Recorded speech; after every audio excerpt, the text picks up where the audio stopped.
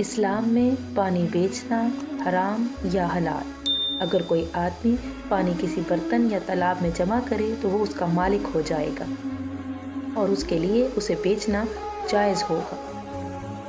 کیونکہ اس نے اسے اکٹھا کیا اور اس پر قبضہ کیا ہے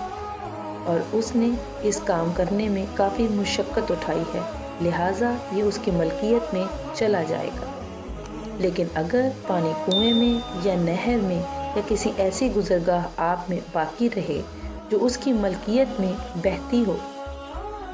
تو اس میں اہل علم کے درمیان اختلاف ہے، اور صحیح موقف یہ ہے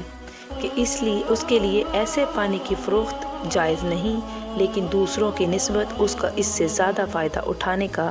زیادہ استحقاق ہے، تاہم اس کو دوسروں کو اس سے اس اندازے میں فائدہ اٹھانے سے منع کرنے کا حق حاصل نہیں ہے جس سے کسی نقصان پہنچنے کا اندیشہ ہو۔